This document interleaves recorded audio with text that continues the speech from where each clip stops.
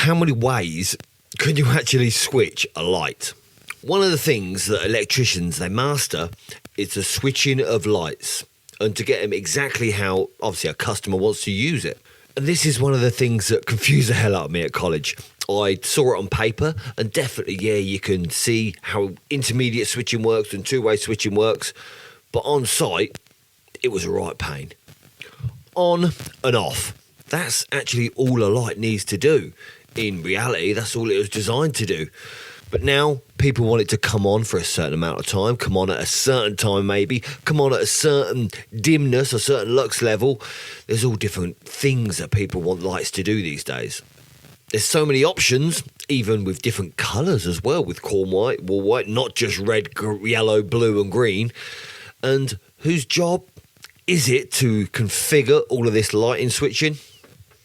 Well, it's an electrician, of course.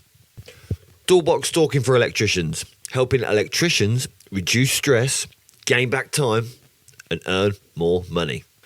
I think the days of just switching a light on and off, well, they're gone. With all the functions you can get these days with things switching on and off with modern technology and the different ways that you can switch them on with intermediate two-way, that was a normal way, but now they want it to be voice activated, now they want it to dim down, now they want it to be motion censored. There's so many different ways, and if it's available, you can guarantee a customer will want it. So in this podcast, I'm going to go into detail and tell you the specific ways which lights can be switched and what they're used for. And I don't know if you knew, but there's over 10 different ways that a light can be switched on and off. It's a bit of a minefield. So the traditional way is a one-way switch. Beautiful, nice and easy. Something that you learn at college, you walk out of college and you know how to do. But then there's two-way switching and there's intermediate switching as well. And this is something that, you probably thought you mastered at college, but on site, it's a bit difficult to get head round sometimes. But that's the traditional way where we get taught at college, and that's what we normally do on site these days. And it's something that electricians, they master over time. And once you've done two-way switching 100 times, you can do it with your eyes closed sort of thing. And then intermediate switching as well. I think once you've mastered intermediate switching, then two-way switching's just second nature sort of thing. It's like riding a bike. And this type of switching, it's still used all over the world to this day.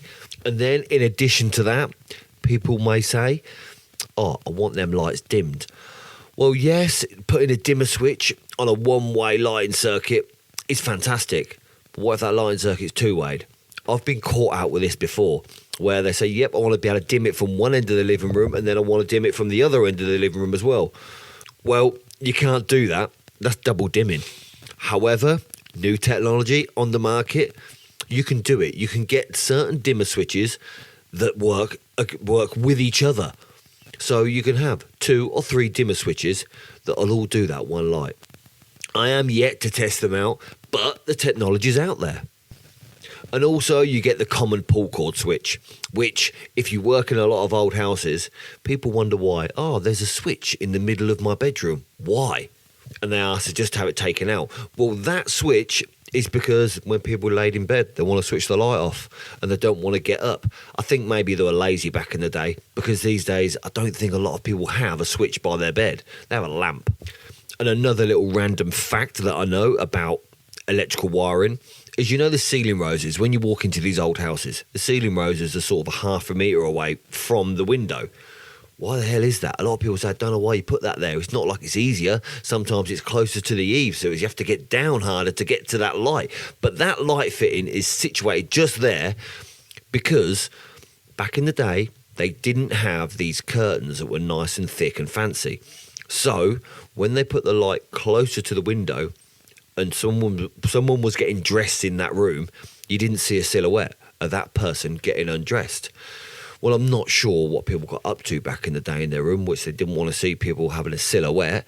But, that's the reason why the lights were put so close to the window, so it didn't cause a silhouette on the curtains. But this day and age, people have all these fancy curtains, the blackout blinds and things like that. So, they do want it to look nice and symmetrical and bring that ceiling light to the centre of the room. But going back to pull cords, they are still used commonly every day in bathrooms. A lot of people, yet they do like their bathroom switch on the outside of the wall because obviously we're not allowed switches on the wall in a bathroom. It's not within the zones to have an electrical item in the bathroom. But that's a good question because I wonder if you can use kinetic switches. They've got no electricity in, so they should be quite safe to be in any zone in a bathroom. You can have it by the bath. But if there's no space on that outside wall, it's normally on a pull cord switch within the bathroom. And to be honest with you, I think it does look a bit neater having it on the outside wall with a pull cord switch, and then up high you've got the fan isolator as well, rather than having 2 or 3 pull cords in a bathroom. It's a lot neater, and that's what we do these days. I think a lot of electricians do that. They put a switch on the outside wall along with the isolator for the fan. It just looks a bit neater. But then we also have motion sensors, or PIRs, passive infrared. And I think they were first designed for security lighting. And yes, they were brilliant because if you've got some scallywag intruder coming around the back of your garden, that light came on. And it would be a bit of a deterrent to say, oh, sugar, someone's watching me. Or they've got a PIR light, so now they can get seen. So it was a good deterrent to get rid of all these scallywags that come into the back of your garden or trying to fiddle with your car, to have PIR lights installed in your house. Because then as well, on these PIR lights, they've got a little setting where you can do it dusk till dawn. You don't want the light to come on in the daylight, there's no point. So it will have a photo cell built into that PIR light as well. A lot of them do these days. They have a light sensor as well, so you can, well, only make them come on at night. And with motion sensors and PIRs, this is advanced so much over the years as well, because in factories I've installed no end of PIR lighting. Obviously, when they moved up to LED, because the lights that we replaced were metal halide or son lamps, and if you ever worked with son lamps or metal halide, they're never going to work with the PIR, because once you switch them on, well, they're going to take a little while to warm up. And I've even seen some kitchen designs where they've got little motion sensors where you open the drawer and a little LED strip comes on to show you what's inside that drawer.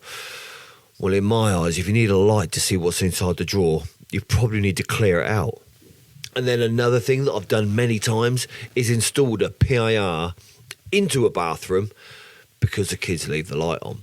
You can install it in a downstairs toilet because it's a small area, and if you're in there, then that light's going to be on. So you install a PIR into a bathroom because you don't sit down in there relaxing a lot. If you're in the bathroom, you're probably going to be moving around. So it's an advantage to have a PIR. You don't have to touch the light switch or a pull cord, anything like that. It keeps it a bit cleaner. And there was one property I did that I think the customer just gave me the idea. Over the toilet, he had his PIR that only come on at night, and it was a blue light. Because, he said, when he gets up in the middle of the night, he doesn't want to get blinded by the lights. He just wants to go for a number one and get back in bed. So this PIR light only come on. It's like a night light. So in the evening, late at night possibly, when he got up to go to the toilet, this little blue light would come on. He'd do his business and get back to bed. He wouldn't have to have the full effect of all the downlights in the bathroom waking him up. I think motion sensors, they have replaced the timer switch. Like, timer switches used to be used quite common in areas, especially in flats. When you walk in the entrance hall of a flat, you push the timer switch on, you get to your door and go in it and go off. But now they've got a PIR. So you can walk into that downstairs area, the lights will come on, and when you got into your apartment or your flat, the lights would go off. This is a lot more efficient, I think, for the building. And again, these are used these days for energy saving. Everyone's jumping onto the energy saving sort of scheme with electric. Electric has gone up, it costs a lot of money. So if you can have the lights on for less, that will save you a little bit of money on the electric bill. And another thing, people love a remote control. If you can give a customer a remote control saying, yeah, you can turn your light on from anywhere in your house, even if you can't see the lights from your bleeding front bedroom, they'll love that little control. It's cool. It's like a little gadget, especially blokes, especially if you can turn them on, dim them, change the colour from a remote. A guy'd love that. Blokes love their little gadgets. And I have before installed some lights on a remote control because the guy wanted it to come on when he pulled up to his house. So when he drove home, he'd turn his lights on so he can drive and park up. Well, in my eyes, it would have been better having a PIR, because then when your car pulls up, the lights are going to come on. You don't have to press a button to turn on. But if the customer wants it to come on a remote control and he's paying for it, then the customer gets what he gets what he wants. But it doesn't stop there.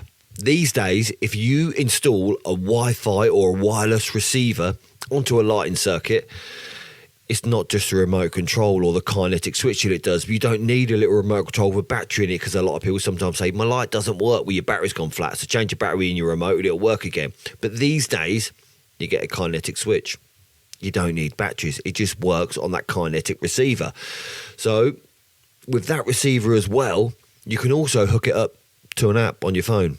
So you can work your lights from your phone. You can dim them, set them up for time, set them up to dusk till dawn. Sometimes with dusk and dawn, people have to change the time, because obviously the time changes and the summer's different in the UK. The time in the day, times change when it gets dark through the year.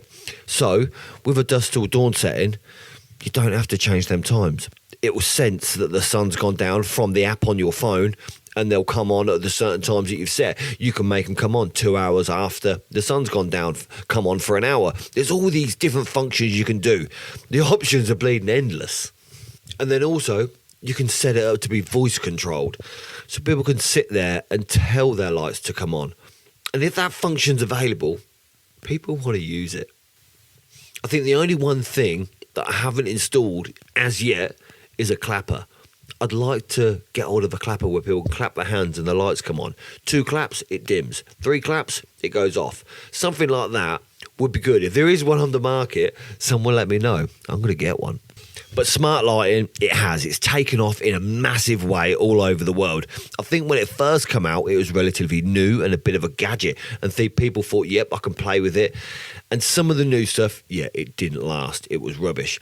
But the new smart lighting, it has actual uses. You think about it, if you're rewiring a house and the chase down to the switch, what if you don't have to chase down to the switch? You can just put a kinetic switch in that doesn't need batteries, and that switch can be moved anywhere. And if you want to 2-way it, you just get another switch. If you want to 3, 4, 5-way it, you just get another kinetic switch. That's going to save you a lot of time and possibly a lot of money. You will have to install one of these receivers for each light fitting or each lighting circuit in that house. Like there's one in the living room, one in the kitchen, maybe one for the under cupboards if you want to switch them on separately. But then if you wire that house out, lovely, and the kinetic switches, and then you say to the customer, oh yeah, if you download this app, you can also control all your lighting circuits from that app, from anywhere in the world. Well, that's another function that they're going to want to use, because I know you can buy these timer lights where people want to turn their lights on and off when they're away, just to look like there's someone at home, which I think is a good idea because it is a bit of a deterrent to stop these thieves breaking into your house. But that is a good function as well. If your whole house is wired with Wi-Fi receivers, you can keep an eye on your house by switching your lights on and off at certain times through the day. The only thing that concerns me a little bit is this technology. It's relatively new at the minute, and how fast technology evolves. Is someone going to come out with a better model or a better unit, and then maybe this company is going to go under, the app's not going to work? Because you think if you wire it conventionally, like with a 2-way switch and a 1-way switch and intermediate, that's normally lasts you sort of 10, 20 years in a property. Well, is this company's going to last 10 or 20 years with these Wi-Fi receivers? Are you going to be able to upgrade them possibly if they go wrong? Because normally, likely, if one goes wrong, you want to be able to easily get hold of one to replace it. You don't want to have to carry a stock for a few years. But I admit they are small concerns, and being an electrician, I can just change them for free myself, so it's not going to stop me doing my whole house in it. The way that light switching is evolved, like over time, I don't think I can think, or I haven't thought of any new designs. It's a way you can switch lights on and off, apart from a clapper. I want to get one of them. But I can guarantee you, just because you haven't thought of it now, some smart ass or some smart aleck is going to design a new way of switching your lights on and off, and it'll more likely take off once again. And this is why as electricians, the people that install all these components to make them work, we've got to keep up with the times. We've got to make sure that we know what's coming onto market, we know what's available, because not just it might make that job easier or cheaper for the customer, but it will make our lives easier as well. Maybe, like I say, chasing down to the switch. You don't have to do your switch drops all the time. If they're sort of something that's going to take off and last a lot longer, then there's no switch drop down. So if someone says, can I put a picture above my switch? Do what you want. That'll be fine. There's no cables. The zoning doesn't matter in that particular property. And I think some technology, yeah, it will come and go. It always does. But I'm one of them geeks that likes getting hold of it and see if it works and see if it's got some decent uses in the society of electricians, sort of thing, in the industry of electricians that might make it take off and we can use it. So this is what I do on my YouTube channel. And if you hadn't subscribed to the YouTube channel, then why not? Because there's a load of videos on there, not just for helping maybe people learning to be an electrician, but I've got some bloody good advice to help self-employed electricians to build their own business too. So go over there, check it out. I'll leave a link in the description so you can get there easy. So until next time, I'll see you again.